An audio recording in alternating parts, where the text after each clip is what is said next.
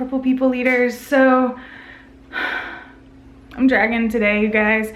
I've spent, I'm not even kidding you, all day on the phone, all day paying bills, online doing stuff, like just like normal like monthly stuff that we have to pay and get done, and just doing that all day. And I was on the phone with a few people about some equipment for Narquise, about getting some wheels for his stander. I'm kind of like mentally exhausted now. Like there's just a lot to it. And Narquise is starting to need like more equipment type of things. He needs new like he needs bracing for his wrist so he's not like crawling with his hand like underturned. So working on all that. I made progress, I made headway, but now I'm way behind on basically everything else that I have to do. So I'm just gonna get started. I am going to finish up the floor. I'm gonna wipe down the table. I ordered a tablecloth for this table. You guys can see like there's like paint, like little white spots. Like it looks like it's not clean, and I swear it is. Like, I mean, there's a few crumbs on it from breakfast, but like it's clean for the most part, and I just can't get them off, and it just doesn't look good. So I ordered a, Lord help me, I ordered like a cream colored tablecloth, but I also ordered these silicone, they're silicone table placemats for the kids, and they're square, and then on the edges it's like risen, like the edges are rised to kind of contain food. So I'm hoping that helps to keep the tablecloth clean. We'll see. And as soon as my husband finishes edging this room, I can get up artwork, I can get up new curtains, which I haven't found curtains yet, you guys, that I like. I need to set up the tablecloth and get some pictures on the wall, and then figure out what type of curtains I'm gonna like the best. I have an idea, but I don't know, I'm not sure yet. Anyway, I'm glad this room is almost done. It's so hard, you guys. It's hard to have a house that is like a major fixer-upper when you don't really have any money to really put into it. Like, we really have to save up for a long time to just do one room, you know, and that's just how it is. So one down, like 8 more to go. We'll get it done. Piper, pull up your pants.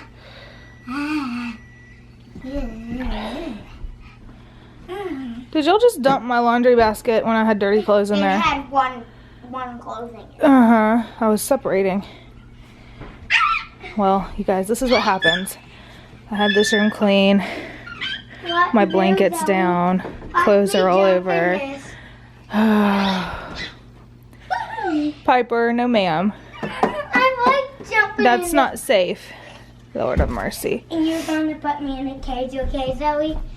You're trying to... Guys, okay, so... so I just got all the kids to bed. It is late. Well, if 8 o'clock is late, I don't know. I've been getting them to bed later lately. I'm gonna pop up my chair right here because I'm tired. Anyway, I didn't film very much today, you guys. Like, I just didn't. I didn't do a lot today. At least not like around the house or anything.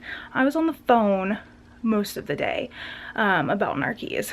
So Narquise needs, and I was telling you guys a little bit about this morning, I think, but he needs new like wrist guards, and he needs some other equipment. He needs wheels for his Riften stander, and there's just a lot of like equipment that he's starting to need because he's getting bigger, he's becoming a teenager, he's growing like crazy. So anything that he had previously, he's just outgrowing. So we're trying in our policy change for our insurance. So I'm trying to kind of fight the new policy. I'm trying to get like where there's not like a shadow on my face. I'm trying to kind of work around this like new insurance policy that started with the new year, and it's just been a little difficult. We're getting it all straightened out. It's not a big deal. And he also needs to go back and see his orthopedic surgeon. He needs to have a follow-up. He needs to have another scan of his spine done to make sure that there is still no scoliosis.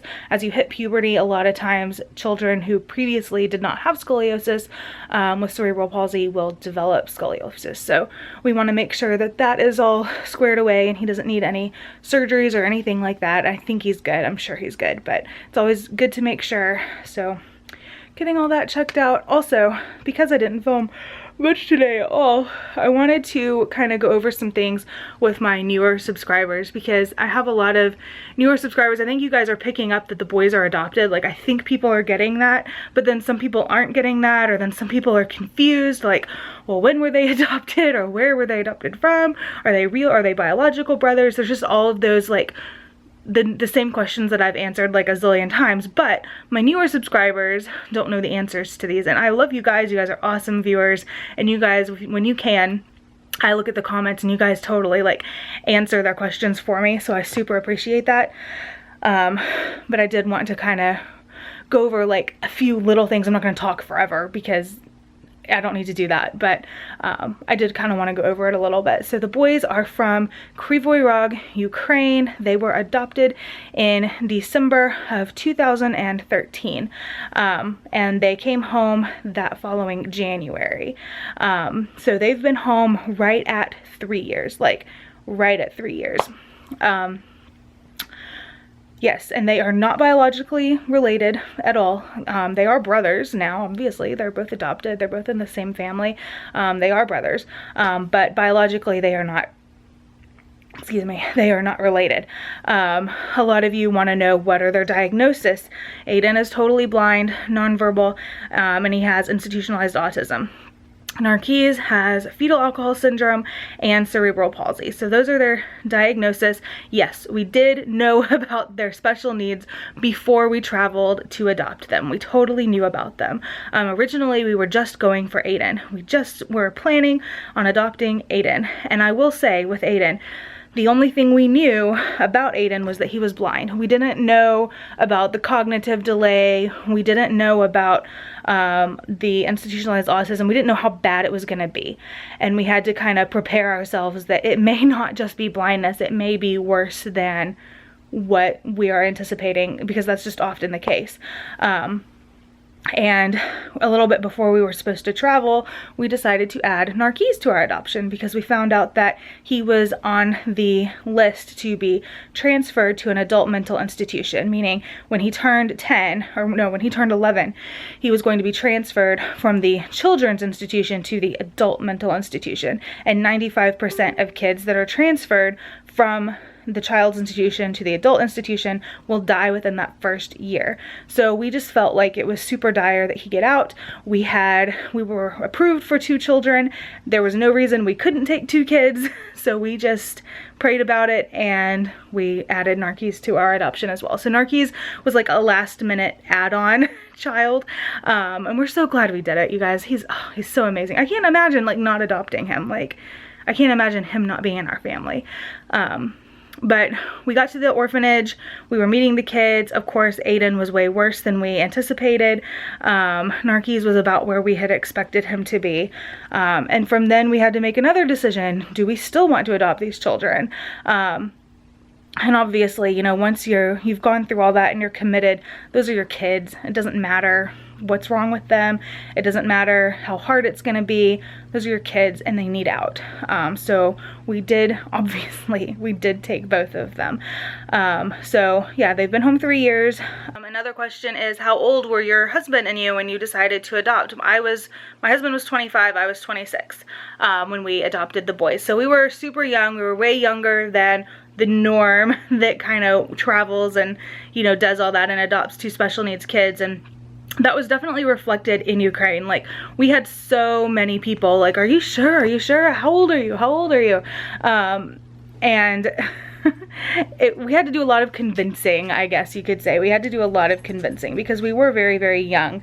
To make sure that I'm actually answering viewer questions about the boys, I went on Facebook and I asked if anyone had any questions specifically about the boys or their adoption. So I'm going to answer a few of those just because I know if one person has the question, probably many others do as well. So Alyssa said, what happened to Narquise's wheelchair? Nothing. I'm not really sure why you think something happened to it. We still have his wheelchair. He uses it every day. However, you may be talking about like when we go to restaurants, we have been putting Narquise in Aiden's stroller because the stroller goes across his shoulder and sits him up straighter so that he can eat easier at a restaurant. And Aiden has been doing awesome at restaurants, so he doesn't need it anymore, and he just goes in like a big boy and sits in a chair. Let's see. Jennifer asks, are you and your husband from Ukrainian descent, and is that why you chose that country to adopt? No, we are not from Ukrainian descent at all. We are from Alabama descent. No, not Ukrainian descent. We chose Ukraine because we hosted some Ukrainian teenage orphans over Christmas the year before we adopted. And fell in love with them, fell in love with their country, and that's how we decided to go with Ukraine. Let's see. Kylie says, how long did it take them to settle in? Girl, I think they're still settling in. They've been home 3 years. It varies, you know.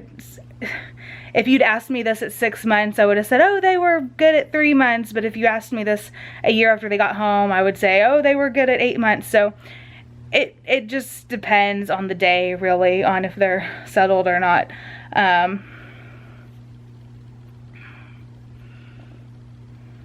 Okay, so Deborah says that she is a semi-newer subscriber. She said, what made you want to adopt special needs kids? Do you plan on adopting both Keys? Did you plan on adopting both Keys and Aiden when you went to Ukraine? And will you plan to adopt more special needs kids? Okay, so I kind of went over before about the number of kids. No, we originally just went for Aiden. That was our original intent. We just were going for Aiden. But our home study, our social worker approved us to adopt 2 kids. And then we found out about Narquise's story and we added him to our adoption kind of last minute. What made us want to adopt special needs kids? Honestly, at first we didn't want to adopt special needs. We were definitely like, no way, we can't handle that. We don't want to deal with it. Like, no, we're not doing special needs. And then for some reason, we just really felt God just pressing on our hearts and, you know, showing us all of these different things. And we, I think the thing that finally kicked it is we watched those documentaries on YouTube of Ukraine's forgotten children and Bulgaria's abandoned children. I may have gotten those mixed up. But we watched those documentaries and those really broke our hearts, and we've always heard, you know, or said the prayer, Lord, break our hearts for what breaks yours. And that was kind of, that solidified it for us. Like, yes, we're supposed to adopt special needs. After learning the plight of those orphans and what they go through, and the fact that most of the time they're not chosen, they're not often adopted, they are left to die, basically. And just their story, basically, is why we chose special needs. Carney asked, does Aiden still do self-injurious behavior, and what do you do to stop it? Does he take any medications, and does Narquise have meltdowns? Actually, Aiden's self-injurious behavior, currently his self-injurious behavior is basically at 0, which is awesome. I have not, and it's been happening since he's been homeschooled, I have not seen him, like, he has not made himself bleed, he has not busted his lip, he has not caused bruises, he has not punched the wall so hard his knuckles bleed. He is not doing any of that. The worst he does is occasionally he'll do this, and like, it's that hard, like, it's just really lightly. So right now, Aiden's self-injurious behavior is at 0, and I can honestly say that for, like, that is amazing, that it is at 0. There were days and nights I thought that would never happen. And no, Aiden is not on any type of medication. And does Narquise have meltdowns? Absolutely. But his meltdowns are more like, I'm a teenager and I'm not going to do what you want me to do. Those are his meltdowns. Let's see. Danielle asks, would you guys adopt another kid from Ukraine in the future? Please shout out to Danielle Elliott from Avon, Indiana. Shout out. I don't know. Would we adopt from Ukraine in the future? We want to go back to Ukraine for sure. It depends on our family. It depends on finances. It depends on a lot of different factors. We're very interested in maybe adopting a teenager someday. But again, this is like way in the future. So if God calls us, yes, we are open to it. That's all I'm gonna say. Melissa says, does Narkis still show some institutionalized behavior? He does when it comes to certain foods. Like if he smells a certain food, we'll really see him coil up and retract. If he thinks he's in trouble, even 3 years later, if we say, Narkis, you're not supposed to do that, he'll still it's just like a reaction from him. He'll curl up into a ball and put his fists up like this, like he's going to be hit. Because he was in the orphanage. If he got in trouble in the orphanage, he was whacked, you know, they smacked him. And it's sad. It's just a very sad reaction that he still has that reaction, knowing that we're not going to do anything like that to him. But it's just, you know, 10 years of going through that, that's his reaction. So no, not really any institutionalized behavior other than that.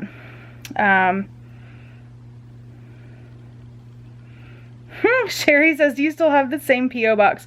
We do have the same P.O. box. Currently trying to fix the P.O. box issue.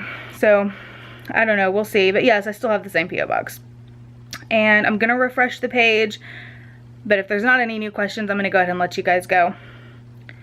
Let's see. Oh, I have a few more. Let's see here.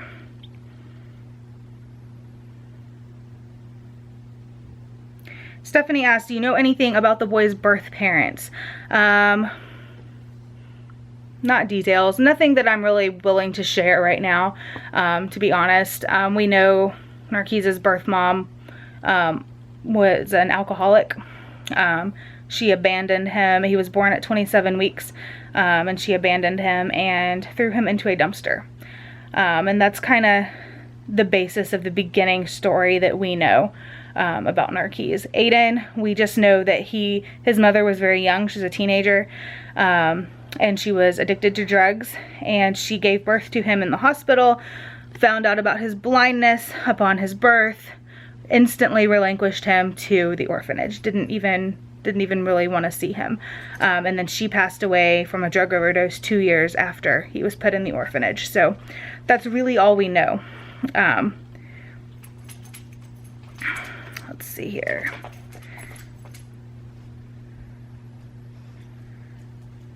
Okay, I wasn't going to answer this. I was going to kind of ignore this question, but I've got it from a few people. Does Aiden have a twin brother? So for a while, I don't even know how to explain this because I don't know, you guys. We don't know. We haven't finished testing or anything like that. So it's such a long story. It's such a long story. I don't think I have time to get into it right now.